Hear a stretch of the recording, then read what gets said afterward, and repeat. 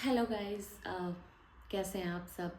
बहुत टाइम हो गया था, मैंने कोई सिट डाउन वीडियो नहीं बनाई थी, तो मैंने सोचा कि आज बनाते हैं। आज जो मेरी वीडियो है उसका टॉपिक है कि मेरी डिलीवरी जो अभी हुई थी वो कैसे हुई, नॉर्मल सी सेक्शन, मेरी प्रेगनेंसी कैसी थी और मैं अपना पोस्टमार्टम कैसे एंजॉय कर रही हूँ या डिफ़िकल्ट है या जैसे भी है।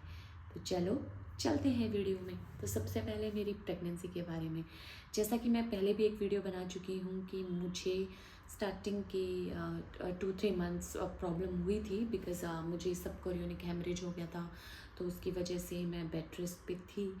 वो समय काफ़ी मुश्किल बीता था, लेकिन उस समय के बाद जितना भी समय था वो काफ़ी अच्छा था एंड मैंने अपनी प्रेगनेंसी को थॉरली इंजॉय किया है। एज सच मुझे कोई प्रॉब्लम नहीं हुई।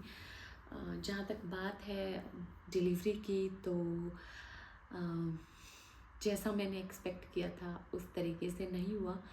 ज़ाहिर सी बात है कि मैंने अपने दिमाग में ऐसे कुछ थॉट्स तो नहीं रखे थे कि मुझे नॉर्मल डिलीवरी चाहिए या सी सेक्शन चाहिए, क्योंकि जैसा भी था मुझे पता था कि जो भी होगा सही होगा, मेरे और बच्चे हम दोनों के लिए जो सबसे बेस्ट होगा वही होगा।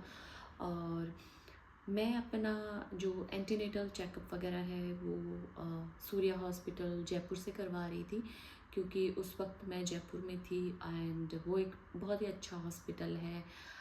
वहाँ की जो डॉक्टर थी वो भी बहुत अच्छी थी।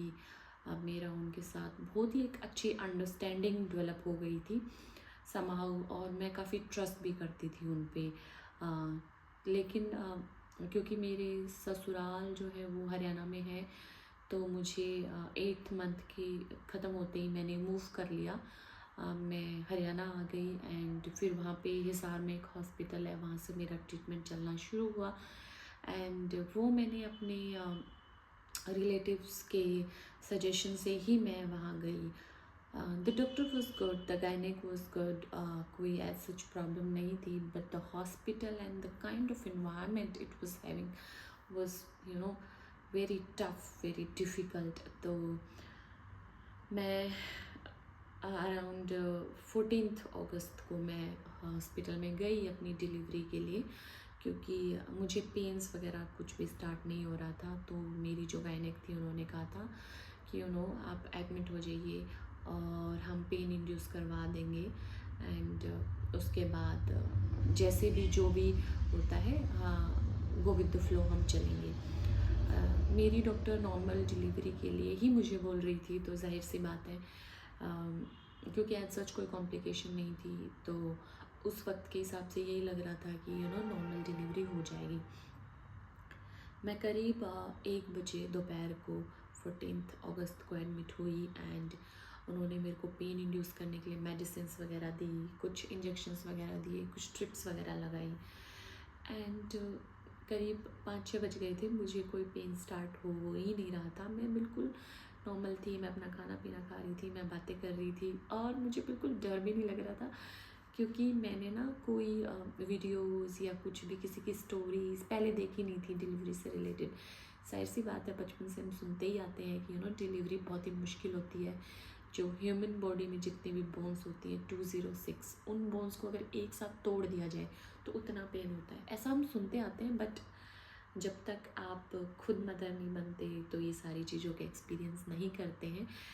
तो फिर मेरा पेन शुरू हो गया शाम को एंड वो धीरे हुआ, पहले बहुत ही कम था, फिर ग्रेजुअली बढ़ता गया एंड रात को 1-2 बजे के करीब तो ऐसा हो गया था कि मेरे को बहुत मुश्किल हो रही थी। मैंने एपिड्यूरल वगैरह नहीं लिया था बिकॉज़ मुझे लगता है कि ये टेक्निक इंडिया में अभी न्यू है एंड इसके जो साइड इफ़ेक्ट्स वगैरह हैं वो अभी लोगों को इतना पता नहीं है। डॉक्टर्स बिल्कुल भी मना नहीं करती हैं एपिड्यूरल लेने के लिए, वो इनफैक्ट बोलती हैं कि आप लो। एंड जो जनरल प्रैक्टिस इंडिया में फॉलो होती है वो होता है कि जब आप 3 सेंटीमीटर डायलेटेड होते हैं तो उस वक्त आप एपिड्यूरल लगवाते हैं आपको एंड देन फिर मैंने सुना है, क्योंकि मैंने खुद एपिड्यूरल लिया नहीं, कि एपिड्यूरल में ना सिर्फ पेन की जो इंटेंसिटी होती है वो कम हो जाती है, बाकी सारी चीज़ें आप फील कर पाते हो।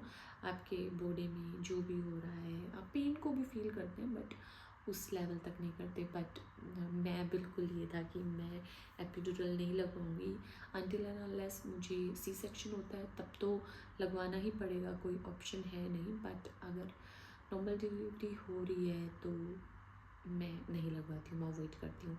लेकिन रात के 2 बजे इतना मुझे पेन स्टार्ट हो गया था, एंड वहाँ पे जो नर्स वगैरह थी उन्होंने मुझे कहा कि आप अब आपका ना एक्टिव लेबर स्टार्ट हो गया है, तो अभी आपको पेन होंगे, एंड जब भी आपको पेन होता है मीन्स बेसिकली कॉन्ट्रैक्शन जो होती है उस टाइम पे आपने पुश करना है जितना भी आप कर सको, क्योंकि उस टाइम पे ही पुश करने का फ़ायदा है। जब हम रिलैक्स हो जाते हैं तो उस वक्त पुश करने का कोई फ़ायदा होता ही नहीं है।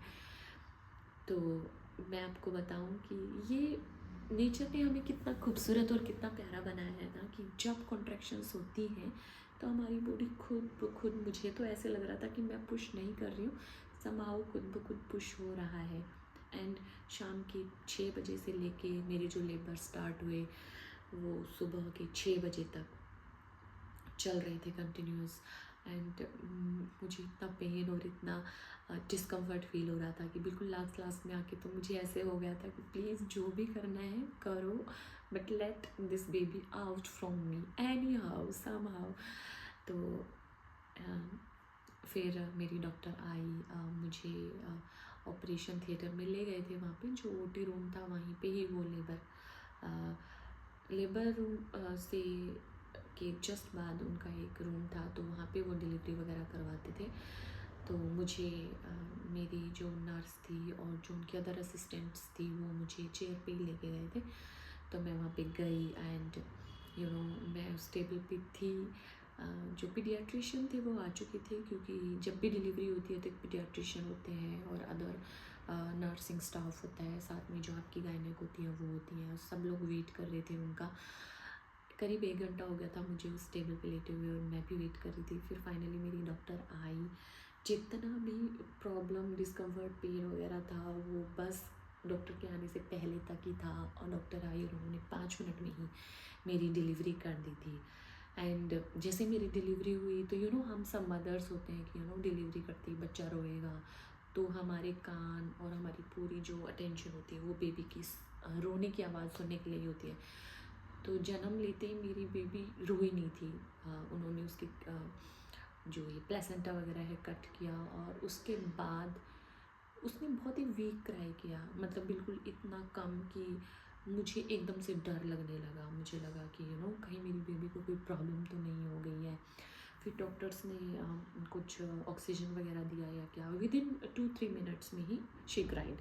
एंड इस बार जो उसने क्राई किया था वो काफ़ी लाउड था, और जैसे ही उसकी रोने की आवाज़ मुझे सुनी मैं एकदम रिलैक्स हो गई। इंडिया में कुछ अच्छे हॉस्पिटल्स होते हैं, वहाँ पे स्किन टू स्किन कांटेक्ट और ये सब होता है, बट मेरी हॉस्पिटल में ऐसा कुछ भी नहीं हुआ, क्योंकि बच्चे को शायद थोड़ी प्रॉब्लम भी थी। तो जो वहाँ पे पीडियाट्रिशियन थे उन्होंने मेरे हस्बैंड जो कि बाहर वेट कर रहे थे उनको बुलाया, और उनका कंसेंट लिया कि बेबी को ना हम NICU में शिफ्ट कर रहे हैं, बिकॉज़ वो बर्थ लेते ही रोई नहीं थी। तो वो वहाँ पे ले गए, और मेरा प्लेसेंटा एडहेरेंट था इन माय यूट्रस, और ये एक ऐसी सिचुएशन होती है कि इसमें ब्लीडिंग वगैरह बहुत हो जाती है समटाइम्स, और इतनी अनकंट्रोलेबल हो जाती है कि डॉक्टर्स के लिए भी उसको रोकना काफ़ी मुश्किल हो जाता है। बट समहाउ वो सब मैनेज हो गया। मेरी डॉक्टर ने मुझे बताया अभी कि आपका प्लेसेंटा एडहेरेंट है, तो मैं उसको रिमूव कर रही हूँ मैनुअली। उन्होंने किया, मुझे स्टिच वगैरह किया। मैं बिल्कुल अलर्ट कॉन्शियस थी, मुझे सब फील हो रहा था जो जो भी था। और उसके बाद हम मुझे शिफ्ट कर दिया एक दूसरे रूम में, और बेबी को NICU में ले गए थे। डिलीवरी से पहले जितनी भी प्रॉब्लम्स, जितना भी पेन ये था, और जाहिर सी बात है कि मेरा लेबर 12-13 घंटे चला, तो उसकी वजह से मैं काफ़ी थक भी गई थी। थकने की वजह से लास्ट में बिल्कुल मुझे ऐसे हो रहा था कि बस अब तो मुझे रिलैक्स चाहिए। बट एक अजीब सी एंग्जाइटी भी थी कि मेरी बेबी मेरे पास नहीं है, वो NICU में है, पता नहीं कैसी है। और किसी भी मदर के लिए ना ये सबसे डिफ़िकल्ट फ़ेज़ होता है, जब तक उसको ये ना पता चले कि उसका बेबी ठीक है या नहीं।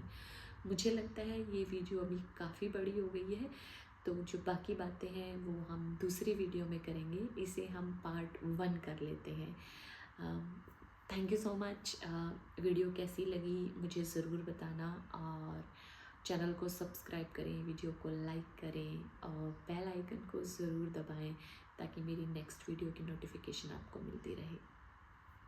जय भारत।